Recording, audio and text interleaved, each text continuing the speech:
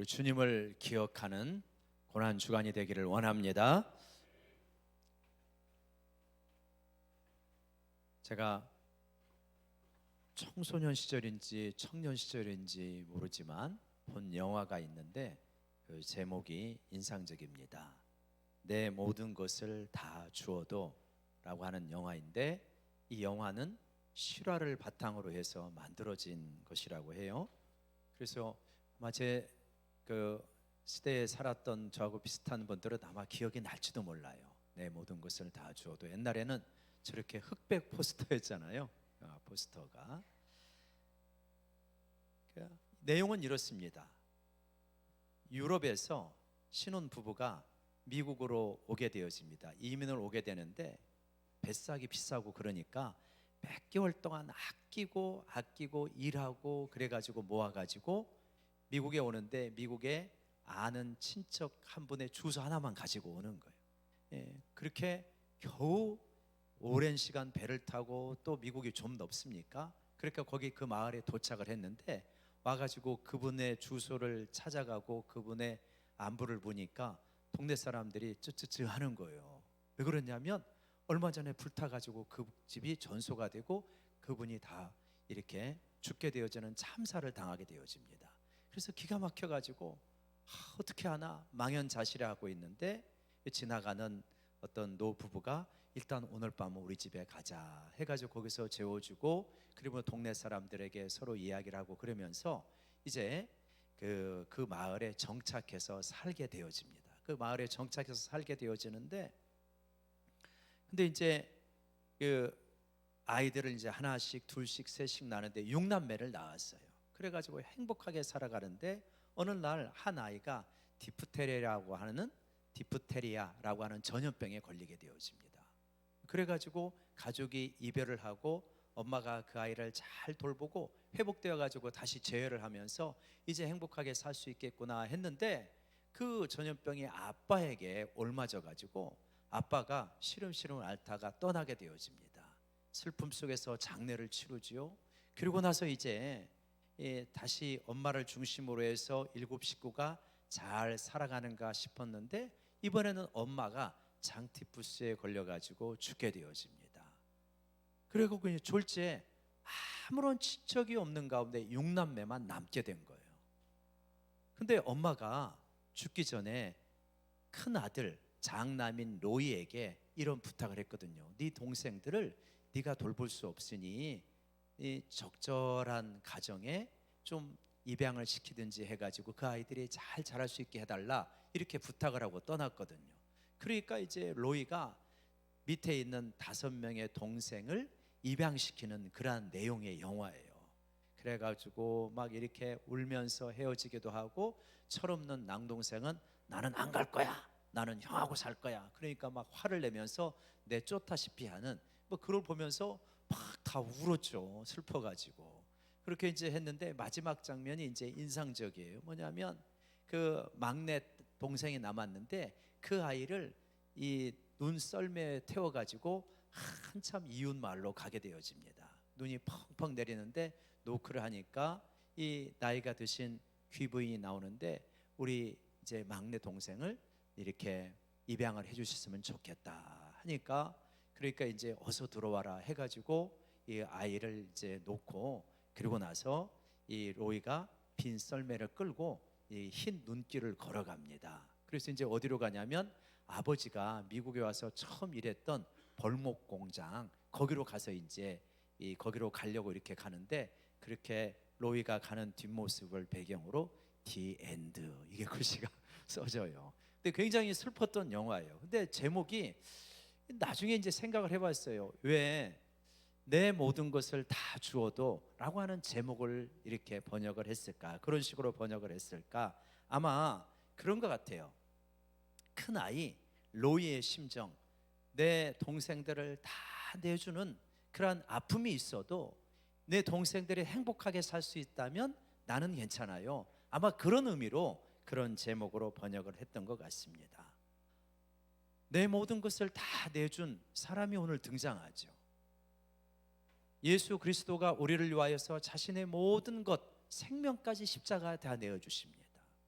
한 여인은 자신이 가지고 있는 거의 전 재산이라고 할 수 있는 향유옥합을 예수님에게 부어줍니다. 그런가 하면 내가 가진 것을 내어주기는커녕 조금이라도 예수님을 통하여서 이득을 얻으려고 하는 가룟 유다라는 사람도 등장합니다. 이분들의 이야기를 같이 한번 나눠보고자 합니다.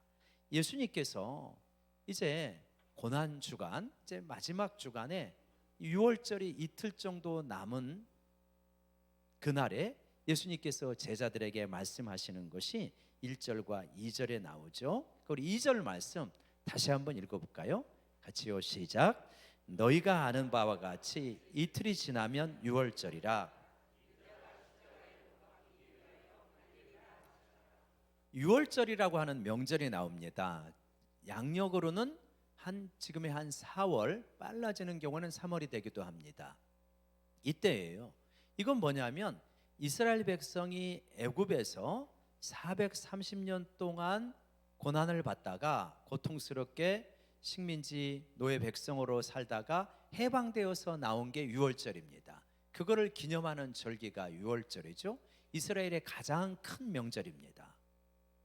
내가 이때 이 6월절에 내가 제사장들이나 이런 사람들에게 이제 배신을 당해가지고 십자가에 못 박히기 위하여서 팔릴 것이다, 이렇게 예언을 하시는 거예요. 그런데 예수님께서 이렇게 예언을 하셨는데 그러면 실제로 어떻게 되었느냐?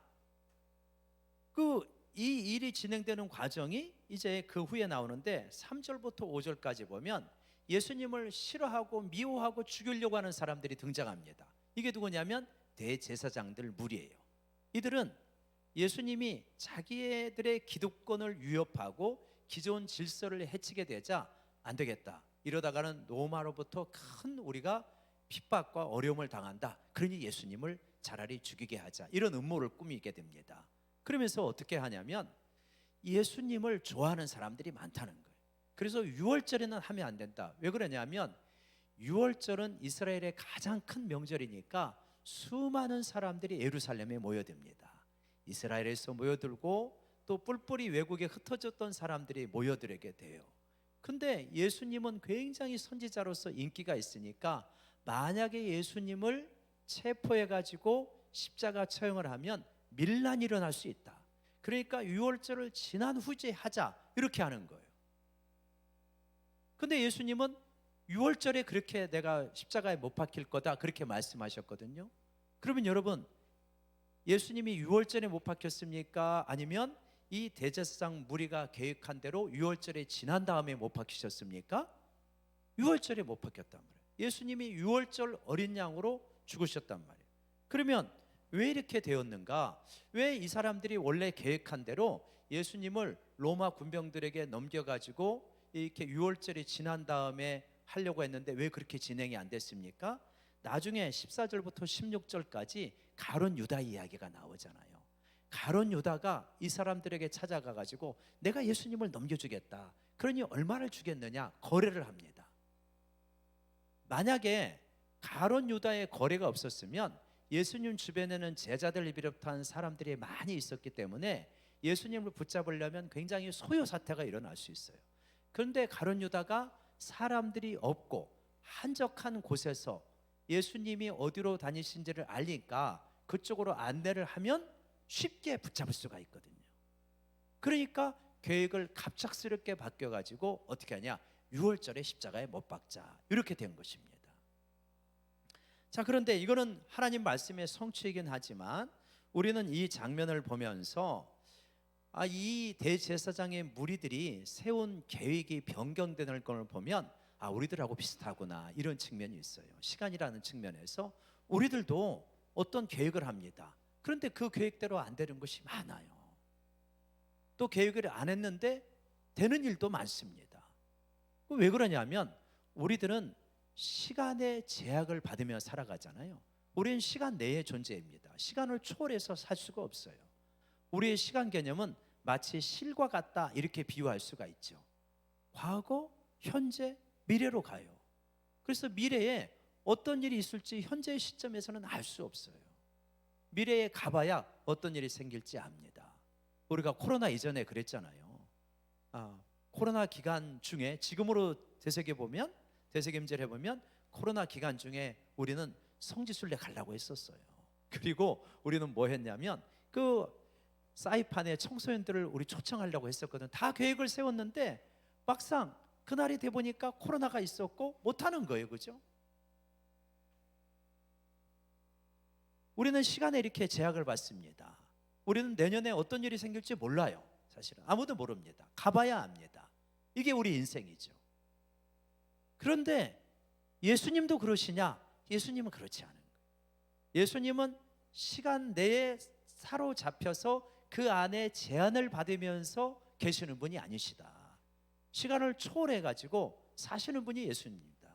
그래서 뭐라고 그러냐면 하나님에게는 천년이 하루 같고 하루가 천년 같다, 이렇게 말씀을 하십니다. 이게 우리가 이해가 잘 안 되죠. 그러니까 우리는 시간을 실처럼 바라보지만 예수님께서는, 하나님께서는 어떻게 바라보시냐면 과거, 현재, 미래를 한 그림 안에 있는 시점처럼 바라봅니다. 이게 하나님에게는 가능하신 거예요. 왜냐하면 시가 갇혀 있는 존재가 아니시니까. 근데 이게 우리가 이론적으로는 이렇게 설명하더라도 우리는 시간이라고 하는 틀 속에서만 생각이, 인식이 되어지기 때문에 잘 이해는 안 돼요. 유비만 이렇게 좀 비유적으로 이해할 수 있는데 공간에 대한 부분은 조금 이해가 됩니다. 그러니까 하나님은 공간의 제약을 받지 않지만 우리는 공간의 제약을 받잖아요.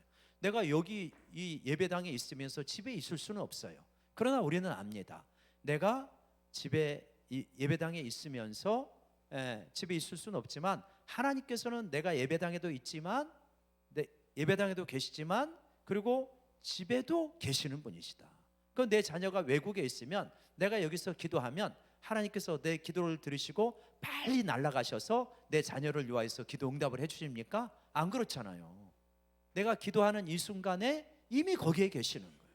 설사 내 자녀가 우준이 돼가지고 뭐 이렇게 지금 화성을 향해 가고 있다고 할지라도 내가 기도하는 순간에 우주 공간에 함께 계시는 거예요. 우주 어디에도 안 계신 분이 우리 하나님이십니다. 다 계셔요. 이렇게 하나님은 우리와는 다르게 공간을 초월해서 존재하시죠. 마찬가지로 시간을 초월해서 존재하시는 분이 우리 하나님이시다라고 하는 것입니다. 그래서 우리의 과거와 현재와 미래를 한꺼번에 보시는 거예요. 그래서 우리의 과거와 현재와 미래의 모든 제약이 예수 그리스도의 십자가를 통하여서 해결됐다는 것을 우리는 믿습니다. 그러니까 여러분, 우리가 이 하나님의 이러한 시간이라고 하는 관점을 이해한다면 우리가 인생을 해석할 때 조금 겸손하게 해석해야 됩니다. 왜 그러냐면 나이가 젊으면 그러면은 나이가 드신 분의 심정을 잘 이해를 못하는 거예요. 옛날에 우리 성도님 한 분이 그러신 분이 있어요. 찬양 인도하시는 분이 손 좀 들고 찬양하지 말게 해주세요, 그렇게 요청을 했어요. 왜요? 손 드는 게 너무 힘드시다는 거야. 그래서 그때는 잘 이해를 못했어요. 어느 날인가 손 드는 게 뻑뻑하게 느껴지는 때가 오더라고요. 그때 조금 알았어요. 이게 힘드실 수도 있구나. 가봐야 알죠. 그죠? 잘 모릅니다. 인생도 마찬가지예요. 잘 몰라요. 우리가 알 것 같아도 잘 모릅니다. 지금 내가 좋다고 생각하는 것이 나중에 안 좋을 수도 있잖아요. 지금 내가 안 좋다고 왜 이런 일이 생겼을까라고 아쉬워하는 분이 나중에 보니까 그것이 내 인생에 참 도움이 되었구나, 이런 거 있죠. 군대 갔다 온 분들이 많이 그렇게 이야기하잖아요. 군 생활이 내 인생에 도움이 되었다. 삼수했던 친구들이 많이 이야기합니다. 삼수할 때 정말 힘든 줄 알았는데 그런데 나중에 지나도 보니까 그것이 내 인생에 큰 도움이 되었다. 젊은 시절에 회사에서 정말 이렇게 한번 잘려본 분은 그 고통이 얼마나 큰지 압니다. 근데 나중에 인생을 성공적으로 마무리하면서 그것이 내게 큰 도움이 되었다고 말하는 분들도 있습니다. 그러니까 우리는 가봐야 합니다. 그래서 우리는 인생을 실처럼 살아가는데, 그리고 우리 인생은 그냥 말 그대로 일생이에요. 한 번밖에 못 사는, 그것이 우리의 인생이잖아요. 많은 사람들이 살아가는 방식이 그렇습니다. 그런데 믿음의 사람들은 인생을 사는 게 아니라 삼생을 산다, 이렇게 이야기할 수 있습니다. 최영기 목사라는 분이 그렇게 말씀을 하셔가지고 제가 그걸 보면서 야, 진짜 맞다 이렇게 생각을 했어요. 그게 뭐냐면 우리가 3번 살아가는데 1생이 아니라 3생인데 첫 번째 생은 어디냐? 엄마의 뱃속이라는 거예요. 여러분, 엄마의 뱃속 한번 잘 생각해 보면 기억이 나지 않아요? 어렴풋하게 나 조금 날 듯 말 듯해요. 1생을 살고 두 번째 상은 지금 우리가 살아가는 이 생이에요. 여기서 우리가 한 70년에서 80년, 100년까지 살 수 있습니다. 이게 두 번째 인생이에요. 세 번째 인생이 어디냐는 거예요. 3생이 우리가 죽은 후에 3생을 삽니다. 세 번째 삶을 살아요. 그걸 어떻게 할 수 있느냐? 예수 그리스도가 부활하심으로 말미암아 우리의 삶이 여기서 끝나는 것이 아니라 여러분, 세 번째 인생, 참다운 인생, 하나님의 사랑과 공의가 온전하게 실현되는 그 세상에서 세 번째 삶을 살아간다는 걸 믿으시기 바랍니다. 이게 그리스도인의 삶이에요. 그래서 세 번째 삶을 모르는 사람은 아이고 그런 게 어디가 있어, 가봐야 알죠. 성경은 부활을 통하여서 그 삶이 분명히 있다는 것을 말씀을 합니다. 정말 그래서 여러분, 우리에게 3생이 있고 그래서 세 번째 삶이 있다는 것을 믿는다면 이 땅의 삶을 해석하는 것이 바뀌어야 된다는 거예요. 똑같지는 않다는 거예요. 많은 사람들이 이 세상에 대해서 분노하면서 살아갑니다. 왜요? 나 한 번밖에 못 사는데 이 생 망했다는 거야. 나라가 기성세대가 대통령이 잘못해가지고 한 번밖에 못 사는 인생을 망하게 끌어놨다. 얼마나 분하고 억울하겠습니까?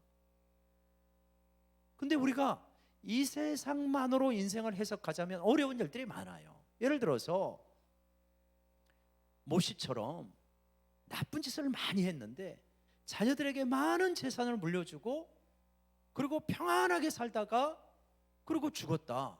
야, 하나님의 공의는 어디에 있는가? 이러한 반문을 가질 수밖에 없어요.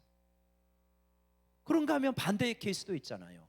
저분 정말 신실하게 살아왔어. 그런데 노년에 고난이 있어. 회복할 시간도 없고 치매로 너무 고통을 받다가 그러다가 돌아가시더라. 일생 동안 저렇게 하나님을 잘 섬겼는데 왜 말년이 저러할까? 우리가 이해 못할 수가 있어요. 하나님의 공의로 설명이 잘 안 될 수가 있습니다. 그런데 여러분, 우리가 하나님의 공의를 진짜 믿고 하나님의 선하심을 믿는다면 하나님께서 이 모든 것을 바로잡는 시간이 있다는 것을 붙드시기를 바랍니다. 그게 언제냐는 거예요. 성경은 그날이 분명히 있다고 우리에게 가르쳐줘요. 한 번 죽는 것은 사람에게 정하신 것이요 이후에는 뭐가 있으리라? 심판이 있으리라. 우리 인생을 결산하는 날이 하나님 앞에 있게 되어집니다. 그래서 의로운 삶, 믿음으로 의로운 삶을 살아온 사람들은 영생에 들어가고 하나님을 거부하고 끝까지 불의한 죄악의 삶을 살아간 사람들은 영벌에 들어간다고 말씀하십니다. 근데 그것만이 아니에요. 이 세 번째 삶의 영역에서 뭐가 있냐? 상급이 있다 말씀하시죠. 뭐가 있다? 상급이 있다. 이 땅에서 영원한 나라를 위하여서 희생하고 고난받고 그리고 이 사랑하고 그렇게 자기 십자가를 지고 살아간 사람들에게는 하나님께서 큰 상을 주신다라고 이렇게 말씀을 하고 계십니다. 여러분, 그래서 이러한 말씀이 뭘로 나타나냐면 귀결되어지냐면 로마서 8장 28절에서 이렇게 말씀을 하고 있습니다. 한번 같이 읽어봅시다. 시작. 우리가 알거니와 하나님을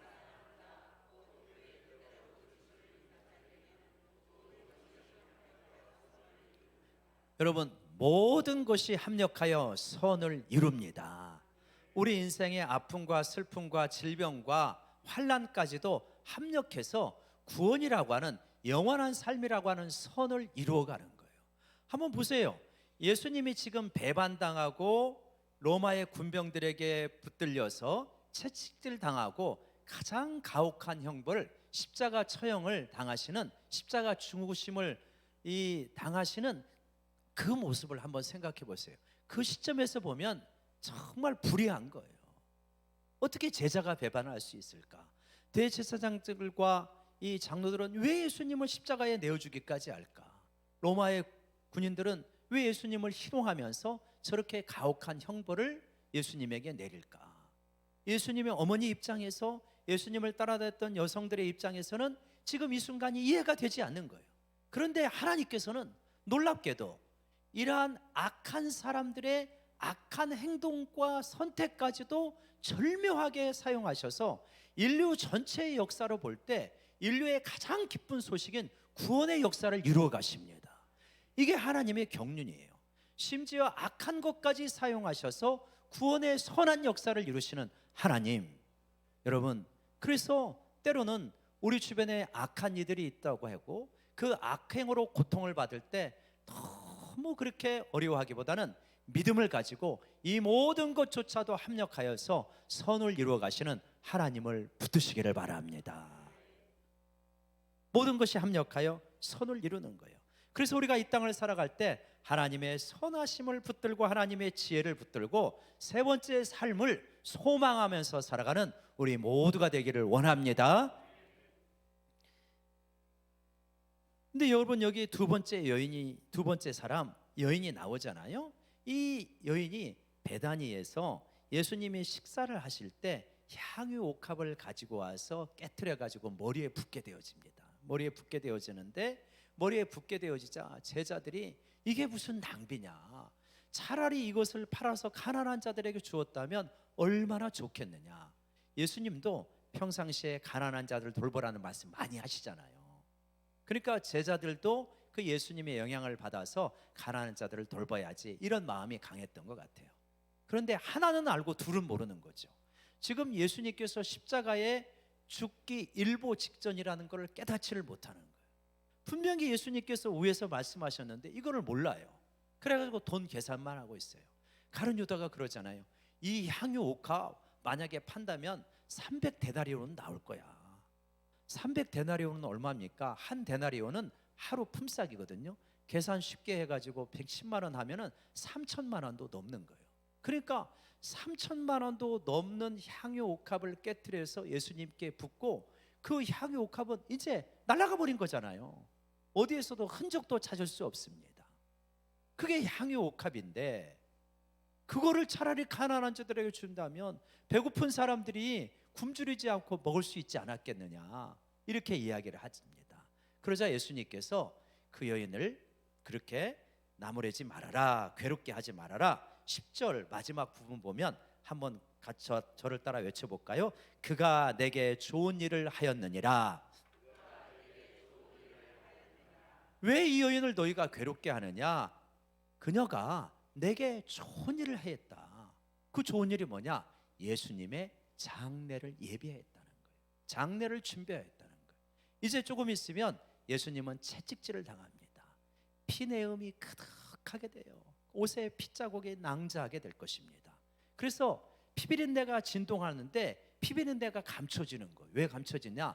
예수님에게 부었던 향유 옥합 때문에, 그 향기 때문에 피비린내가 가려지는 죽음을 예비하였다라고 이렇게 말씀을 하시는 겁니다. 그러면서 13절에 가보면 내가 진실로 너희에게 이른다, 온 천하에 이 여인의 이야기가 복음이 전파되는 곳마다 전파가 되면서, 그래서 어떻게 되냐? 한번 외쳐봅시다. 그를 기억하리라. 이 여인이 기억될 것이다. 그래서 오늘 우리가 이 여인을 기억하고 요한복음에 의하면 이 여인이 나사로의 동생 마리아였다는 것을 기억을 합니다. 여러분 어떠세요? 언젠가 우리도 인생이 마무리되는 시점이 오는데 여러분 인생이 기억되기를 원합니까? 누가 나를 기억하는 게 나는 끔찍합니다. 혹시 이러십니까? 다 기억되기를 원하죠. 우리 복음이 한국 땅에 전파가 되어진 지가 140년이 넘는데 여기에 기억되는 사람들이 있어요. 누굽니까 여러분? 여러분, 우리 한국의 기독교의 인물들 기억되는 분들이 있죠. 가장 대표적으로 주기철 목사님이라든가 손양원 목사님이라든가 이런 분들, 또 한경직 목사님이라든가 이런 분들 우리가 기억을 하잖아요. 근데 이런 분들은 어떤 분들입니까? 자신의 향유 옥합을 깨트린 분들이에요. 자신의 향유 옥합을 깨트려서 예수님의 머리에 부었던 사람입니다.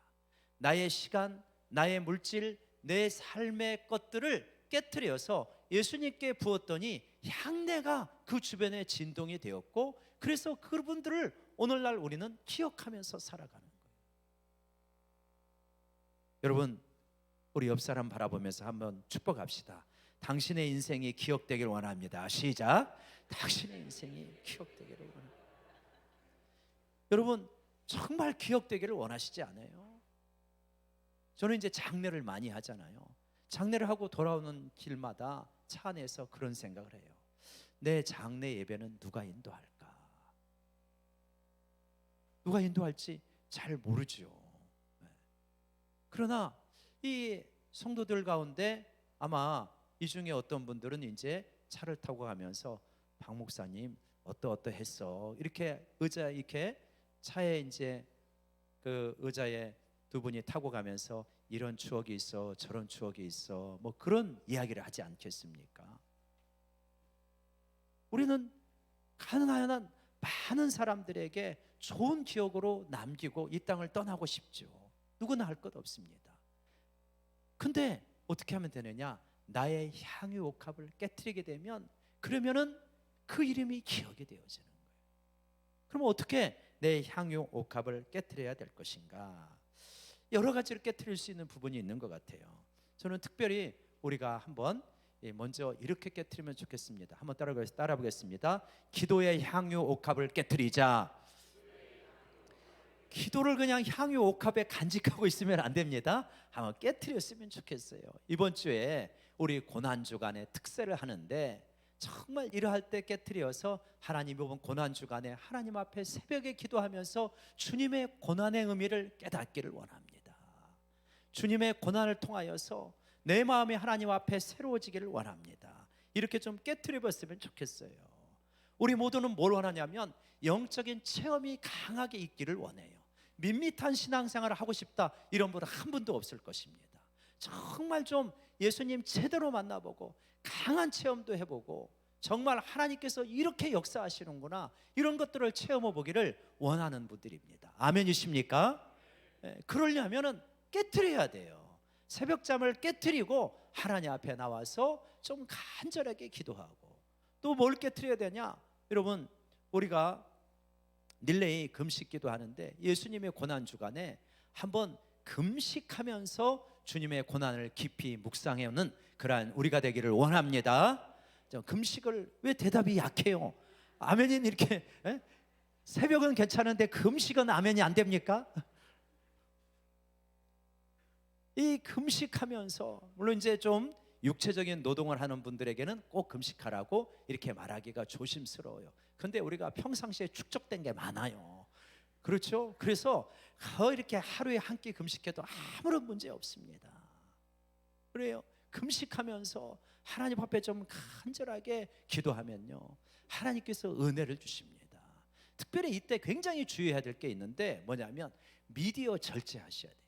미디어 절제하고 미디어 금식하고 그러면서 하나님의 말씀을 읽어야 은혜가 되어지지 금식을 하는데 시간이 안 간다 그러니까 평상시에 못 봤던 넷플릭스 드라마 보자 이게 무슨 금식 기도예요? 이거 아무것도 아닌 거예요. 고생만 하는 거예요. 금식하면서 성경 읽고 찬송 부르고 막 기도하면요 하나님께서 우리 마음과 내 은혜를 주십니다. 심령이 뜨거워지기 시작해요. 우리가 작년 가을 겨울에 금식기도 많이 했잖아요. 제가 개인적인 가정의 이야기라 많이 좀 나누기는 어렵지만 참 하나님께서 금식기도 하면서 그럴 때 내 심령이 새로워지는 건 물론이거니와 많은 응답을 주셔요. 선물을 주십니다. 그래서 저는 이번에 이 릴레이 금식기도 하면서 한편으로 어떤 생각이 드냐면 어떤 기대가 되냐면 하나님이 이번에 어떤 선물을 주시려나 그런 기대가 되어져요. 물론 이것만 기대하면서 금식하면 좀 얍삽하죠. 이거는 별로 좋지는 않지만 한편으로 하나님께서 우리가 연약하니까 이것도 주시는 것 같아요. 격려하려고 좀 많이 해라 이렇게 격려하려고 주시는 것 같아요. 여러분 정말 그러합니다. 하나님 앞에서요 금식하면서 눈물 흘리며 기도해 보십시오. 내 심령이 왜 이렇게 밋밋할까? 내 심령이 왜 이렇게 강팍할까? 내가 왜 이렇게 이 문제를 극복하지 못할까? 이 속에 있는 이 갈등, 우리 가정의 문제 왜 이렇게 어떻게 해결이 안 될까? 하나님 앞에 금식하고 울면서 기도하면요 하나님께서 놀랍게 역사하시는 순간이 분명히 있을 것입니다. 그리고요 또 하나 우리가 깨트려야 될 게 있어요. 뭐냐? 물질의 향유옥합도 깨트릴 줄 알아야 됩니다. 한번 따라해 보겠습니다. 물질의 향유옥합을 깨트리자. 우리 장로님께서 기도하셨지만 4월의 2일이 우리 교회가 설립된 기념주일이에요. 이렇게 공교롭게도 고난주간 종려주일에 많이 겹쳐요, 우리는. 근데 초기에 우리 교회를 개척했던 그 멤버들, 우리 유근봉 권사님 집에서 교회가 시작이 되어졌어요. 그 집에서 우리 홍현삼 목사님하고 저는 7명이었던가? 네, 7명이 그렇게 시작을 했어요. 그분들이 아낌없이 자신들의 향유옥합을 깨뜨렸어요. 그래서 오늘날 이렇게 우리가 좋은 환경에서 예배드리고 우리 교회에 오는 분들은 예외 없이 말하는 그러한 우리 교회의 자산이 있습니다. 그게 뭔지 아시죠? 박 목사가 아니고 주차장이에요. 주차장 참 서울에서 오시는 친구 목사님들 얼마나 부러워하는지 몰라요. 주차장이 어쩜 이렇게 좋냐. 많은 분들이 향유옥합을 깨트려서 주차장을 마련을 하고 아직도 못 갚은 게 있습니다. 이게 이러한 헌신들이 있었기 때문에 우리들이 편안한 거잖아요. 향유옥합을 깨트리지 아니하고 후손들이 편안한 법은 없어요. 저는 우리 자녀들에게 진짜 자주 이야기해요. 제발 하나님 앞에 아끼지 말아라. 그게 복이다. 해본 사람은 압니다. 하나님 앞에 아끼면요, 하나님의 부어주심도 그렇게 풍성하게 안 이루어지는 것 같더라고요. 근데 하나님께 아끼지 않아 보니까 기도도 시간도 에너지도 물질도요 아끼지 않아 보니까 하나님께서 풍성하게 부어주시는 게 있습니다. 여러분 아멘이십니까? 이 믿음의 삶을 살아가 보기를 간절히 원해요. 제가 우리 자녀들에게 복 받기를 진짜 원하거든요. 하나님의 은혜를 많이 받고 물질도 너무 가난하지 않게 적절하게 누리며 살았으면 좋겠어요. 그러다 보니까 내 인생의 결론을 말하는 거예요. 절대 하나님에게는 공짜가 없다. 하나님 앞에 헌신할 수 있을 때 많이 헌신해라. 그게 복이다. 여러분 우리 성도님에게도 아끼는 마음으로 말씀드리고 싶어요. 헌신할 수 있을 때 헌신하십시오. 기도할 수 있을 때 기도하시고요, 봉사할 수 있을 때 봉사하시고 헌금 마음껏 드릴 수 있을 때 하시기 바랍니다. 그러면요 하나님께서 그거 다 갚아주시고도 남는 역사가 일어나게 됩니다.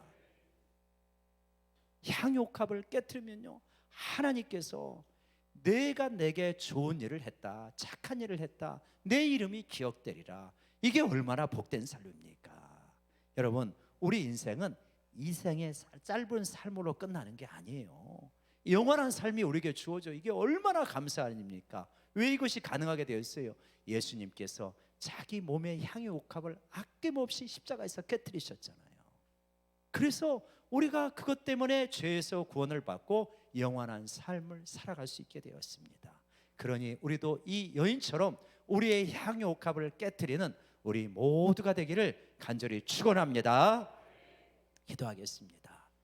하나님, 예수님께서 우리를 사랑하셔서 아낌없이 자신의 육체의 향유옥합을 깨뜨려서 산산이 십자가에서 찢기고 아낌없이 피 흘리면서 우리 구원의 역사를 이루어 주신 것을 감사합니다. 하나님이여, 그 고난을 깊이 묵상하면서 아버지 하나님, 우리도 우리 인생의 향유옥합을 깨뜨려 하나님께 붓고, 하나님이여 그래서 그 향내가 진동을 하는 그러한 향기로운 삶을 살아가게 하여 주시옵소서. 예수님의 이름으로 기도드리옵나이다. 아멘. 가론 유다는 오후 시간에 하도록 하겠습니다. 우리 찬송가 149장 찬양하면서 준비하신 예물 드리겠습니다. 못 박힌 손발